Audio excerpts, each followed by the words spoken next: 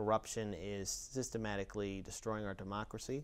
We're having zero accountability. And again, you know, it kind of brings up to another issue, Daniel, because you're talking about, for example, the Pentagon and how it's failing to do an audit. What's the whole situation with this right now? Because again, we're dealing here with a story of how, you know, there's a true lack of accountability for our economic system here in this country. There's no one holding these large institutions accountable anymore.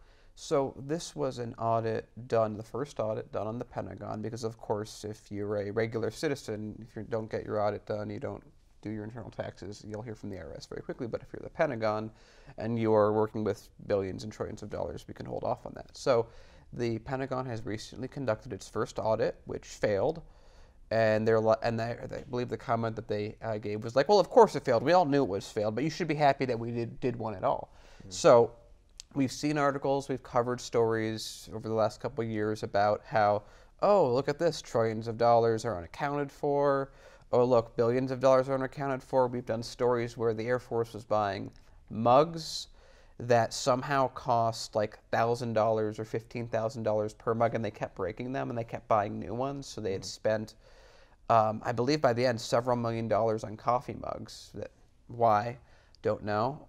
You have lug nuts or just screws that if you were a civilian buying the exact same screw, same company, same everything, would cost, you know, 15 cents. But if you're the government, you're paying $233 per screw, per lug nut.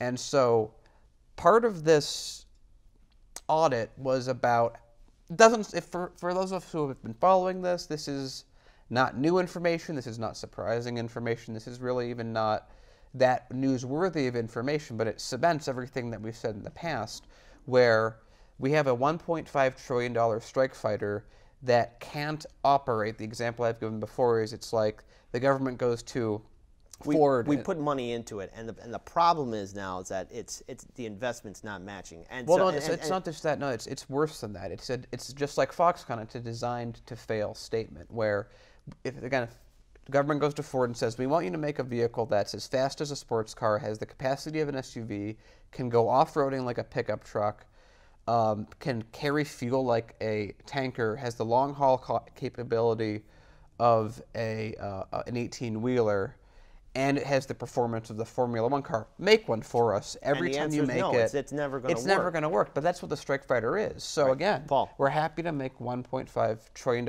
investments just to spend money. Right, but and that's the end goal. The end goal is not to make a super duper fighter jet. The end goal is to pay for a super duper fighter jet because it gets to go to, you know, military contractors. Right. And this is the kind of thing. This is the government continuing to gaslight us as a people. Right? People have only been talking about the Pentagon mismanaging money and overspending on things for decades. We've only been, you know, there have been whistleblowers at all levels of the military for years and years and years. And finally they come out with an audit. And for years, all that time they've been saying, it's all fine, I don't know, these whistleblowers, they don't know what they're talking about, it's all fine.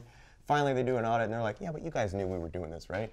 Yeah. Like, that's gaslighting. It's inept leadership. And Paul, I think you're going to have the final word on that because we're going to take a quick break and then we'll start again with a few other stories here that we are covering here for Heartlands Media here at Zacuto Studios.